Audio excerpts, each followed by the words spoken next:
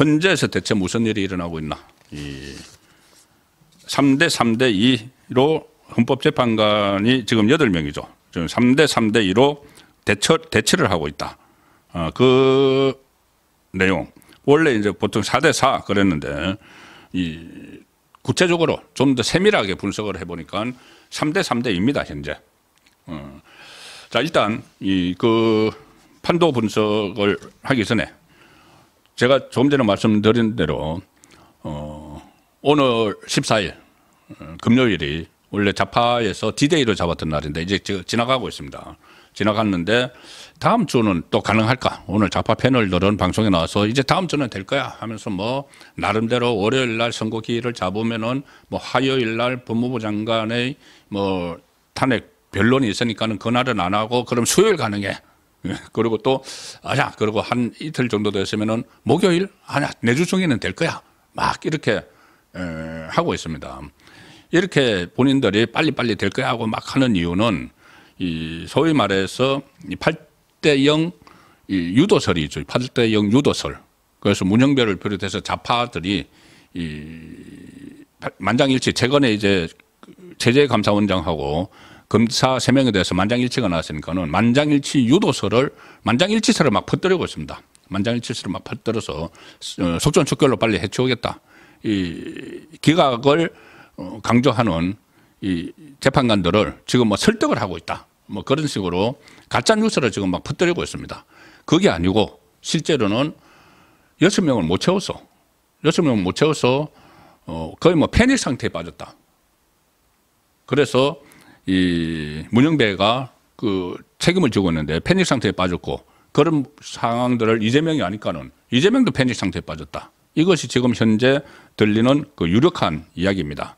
그런데 어쨌든 오늘도 평의를 계속 했습니다. 오후부터 평의를 했는데 변론 재개는 이제 그 사실상 하기 어려워진 상황인 것 같습니다. 평의를 이렇게 좀 오래 했으니까 변론 재개를 뭐 할 필요도 있다. 처음에는 저도 할 필요가 있다고 이야기를 했습니다. 왜냐하면은 그 홍장원의 메모 이런 것도 다 따져봐야 되고 각종건의 협박받은 각종건 이런 것도 다 해야 되기 때문에 변론 제기를 해야 된다는 그런 의견도 있지만 일단 그 용산에서는 변론 제기 쪽보다는 평의를 더 그 많이 열어야 된다. 변론이 10일차까지 끝났죠. 그 끝난 걸 가지고 평의를 하는데 일전에 제가 말씀드렸다시피 변론은 이 좌파 성향의 그 문영배 재판장이죠. 헌법소장 권한대행이니까 문영배가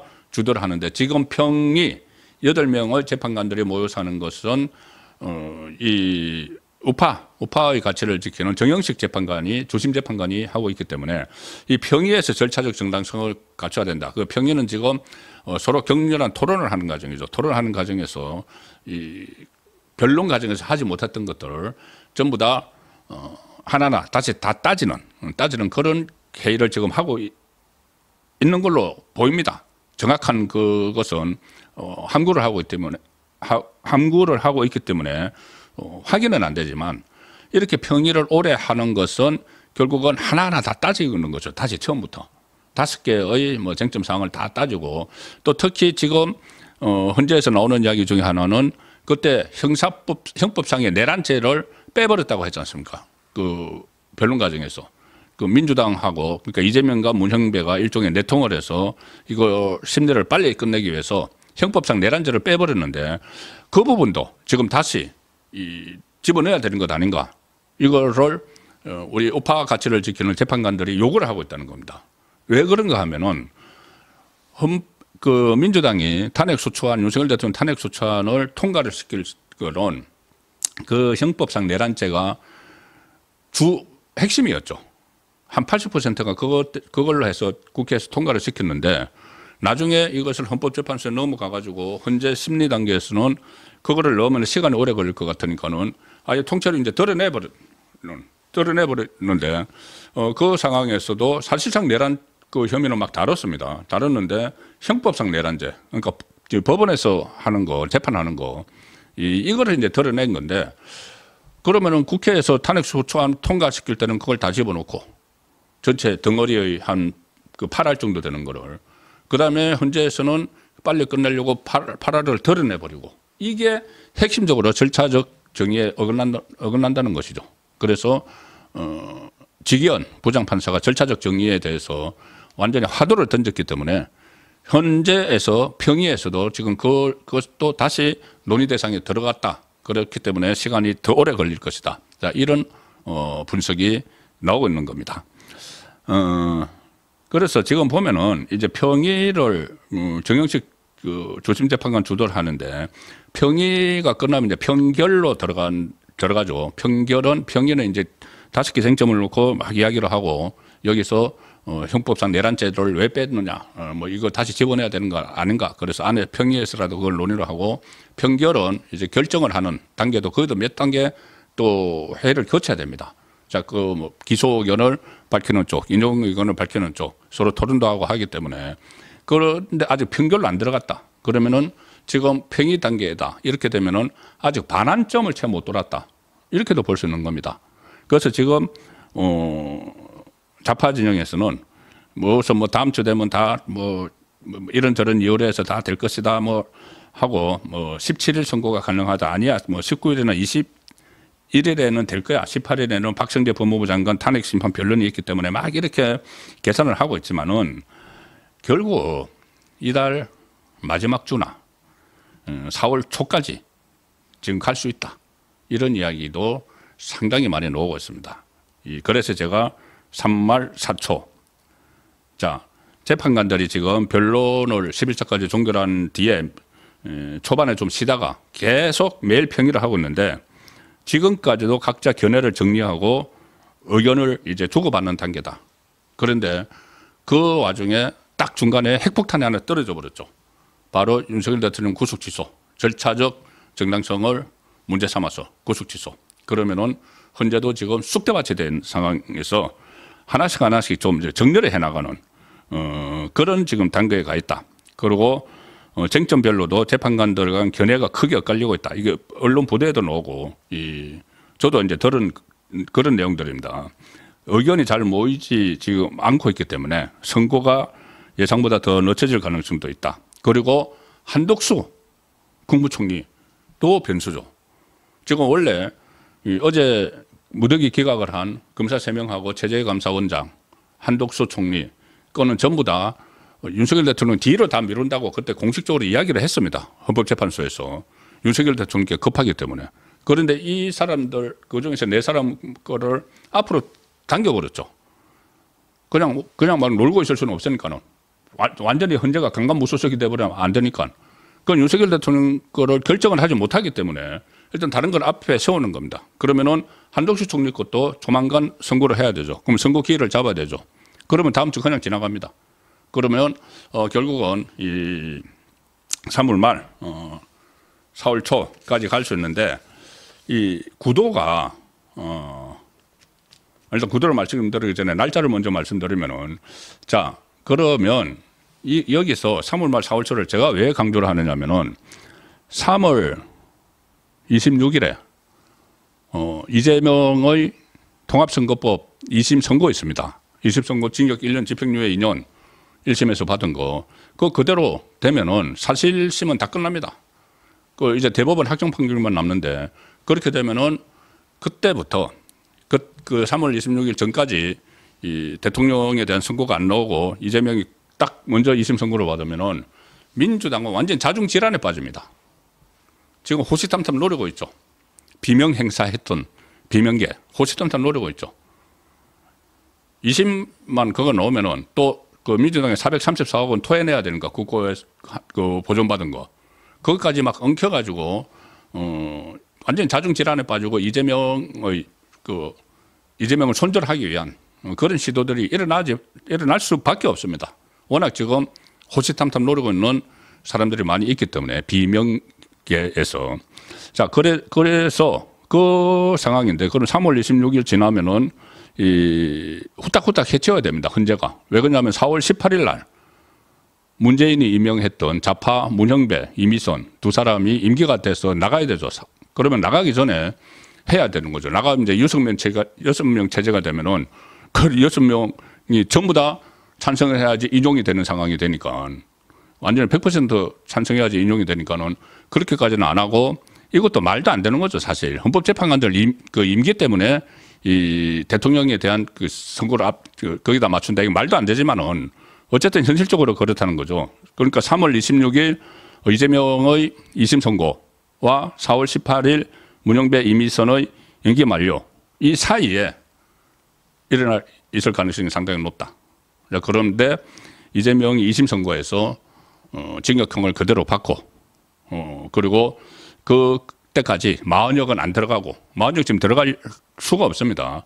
잠시 후에 말씀드리겠지만 최상목 대행이 그 한때는 이 국회 추천목 2명을 재판관을 임명을 해서 상당히 비판을 많이 받았죠. 그런데 지금은 잘 버텨주고 있습니다. 마흔역 임명을 할 이유가 없죠. 그 마흔역이 임명이 안 된 상태에서 3월 말 4월 초에 선고가 내려지면은 기각 확률이 훨씬 더 올라가는 그런 상황이 지금 전개가 되고 있습니다. 지금 일반적으로 4대4 이야기를 하죠. 8명의 이 대치 구도를 보면은 4대4 그때 그러니까 죄송합니다. 그 이진숙 방통위원장을 기각 선고를 할 때 4대4 이제 그 기준으로 하는데 사실 좀 더 엄밀하게 따지면은 3대2라고 봐야 됩니다. 좀 심성적으로 보면은 3대3대인데 근데 누가 추천을 해서 임명했느냐 거기에 따라서 하면은 이 3명은 완전히 이제 진보 좌파 이렇게 3명이 있습니다. 문영배, 이미선, 정계선. 문영배와 이미선은 문재인이 추천을 했죠. 그다음에 정계선은 민주당이 추천을 했으니까 확실한 좌파입니다. 그리고 우파 보수 쪽에서는 정형식, 조한창 일단 두 사람을 칩니다. 그러니까 정형식, 조한창 여기다가 또 한 사람을 하면은 이 김복형 이렇게 치죠. 김복형. 그래서 정형식 그 주심 재판관은 윤석열 대통령이 추천을 하고 임명을 했고 조한창은 얼마 전에 국민의힘이 했고 김복형 재판관은 조희대 대법원장이 해서 이렇게 3대3이 되고 2는 일종의 중도로 칩니다. 김형도와 정정미. 이건 김명수 전 대법원장이 추천을 했죠.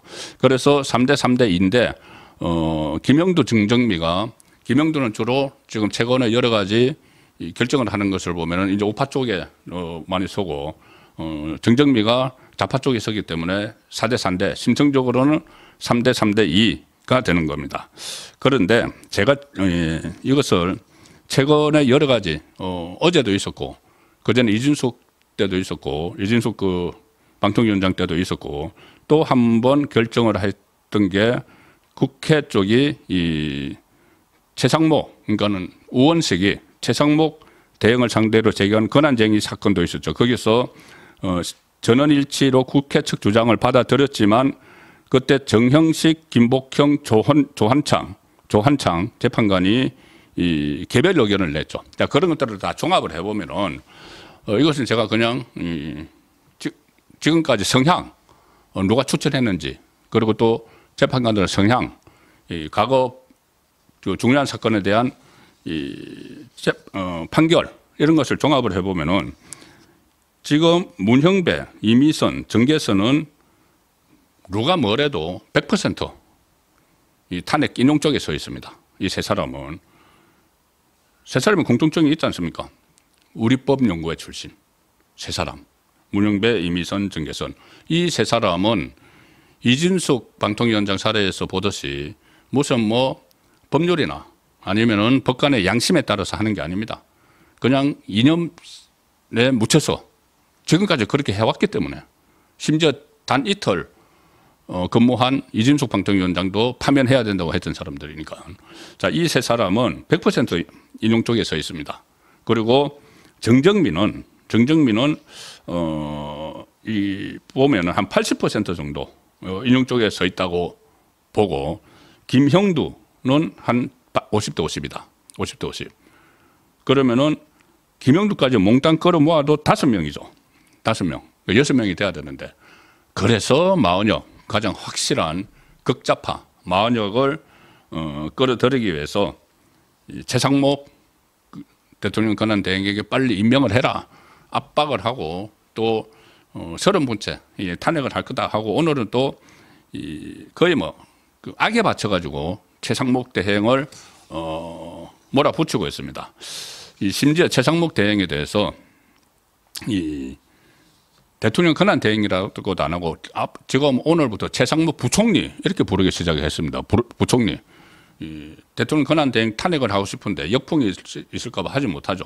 그러니까 노골적으로 막 최상목 대행에 대해서 인신공격을 하는 얼마나 다급한지 그걸 느끼게 되는 거죠. 인신공격을 하는 그런 모습도 보이는데 무슨 뭐 망둥이가 뛴다고 꼴뚜기가 날뛰는 꼴이다. 그러니까 뭐 이런 식으로 뭐 최상목에 대해서 뭐 비판을 하고 대선 나가려고 하느냐 이런 이야기도 오늘 나왔습니다. 뭐 그러니까 우파에 잘 보여서 대선 나가려고 하느냐 이런 이야기도 하고 막 몰아붙이는데 사실 최상목 대행은 기억하시겠지만은 그 전에 우파 진영에서 엄청 욕을 먹었죠.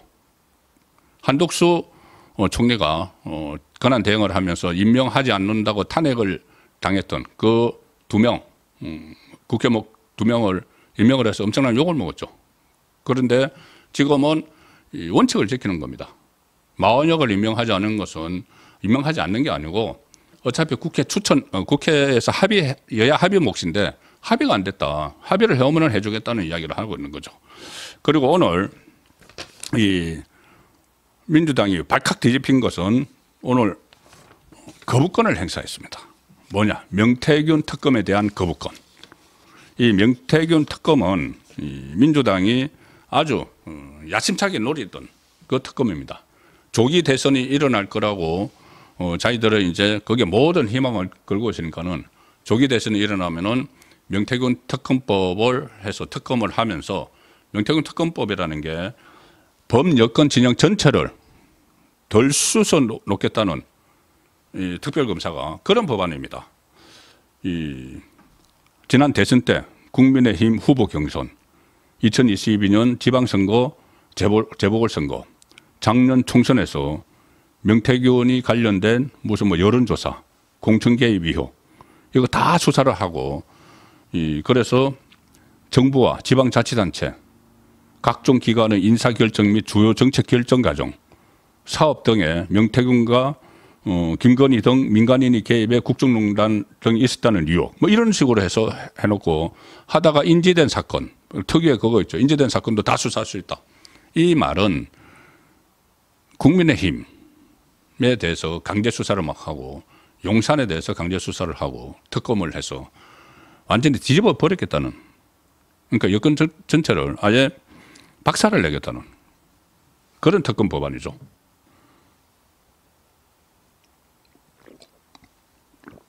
이것을 민주당이 다수당이라고 해서 통과를 시켜서 최상목 대행에게 이걸 공표를 하라고 압력을 넣었는데 최상목 대행이 오늘 기각을 했습니다. 그 거부권을 행사를 했습니다. 그러면은 이 법안은 다시 이 국회로 돌아가서 3분의 2 동의를 얻어야지 통과가 되는 것이죠. 자, 그래서 최근의 최상목 대행의 하는 이런 행동 언행을 보면은 마원혁은 절대 임명을 하지 않는다. 거기다가 만약에 한덕수 총리가 다음 주 중이라도 직무 정지가 풀려서 복귀를 하면은 대통령 권한 대행으로 복귀를 하면은 한덕수 총리는 더욱더 안 하겠죠. 그거 안 한다고 해서 탄핵이 됐었다가 다시 복귀를 했는데 지금 다시 마원혁을 임명할 이유가 없는 거죠. 그렇기 때문에 이 시간은 나중에 그러니까는 너무 시간을 끌면은 평의 시간이 오래 가면은 마원혁이 투입되는 것 아니냐. 그러면 불리해지는 것 아니냐. 이런 이야기가 있지만은 마원혁은 투입 안 됩니다.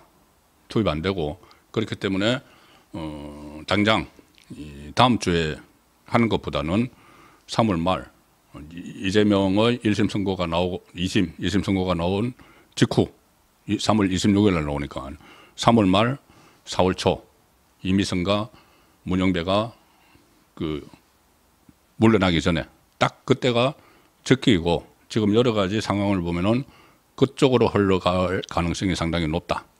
그래서 이 다음 주에 당장 또 해치우자고 여러 좌파들이 막 압력을 넣고 문용배가 또 그렇게 시도를 하려고 하지만 문용배도 딜레마입니다. 과연 다음 주에 해서 문용배는 잘 알죠. 그 안에서 평의를 하고 있기 때문에 문용배는 잘 압니다. 문용배는 잘 알아서 이재명에게도 아마 귀띔을 다 해줬을 겁니다. 야, 이 상태로 마흔여가 안 들어오면은 절대 안 돼. 하지만은 제가 조금 전에 말씀드린 대로 좌파 일부에서 어떻게 하든 기각을 하려는 재판관들을 끌어들여서 뭐 만장일치 쪽으로 그때 어제 나왔던 것처럼 8대 만장일치를 뭐 핵책을 하고 있다. 이런 이제 어떤 정보 보고 같은 것들도 있는데 그 상황은 그 민주당 안에서도 서로 의견이 막 다릅니다. 좌파 안에서도 어쨌든 그 한번 승부를 걸어보자.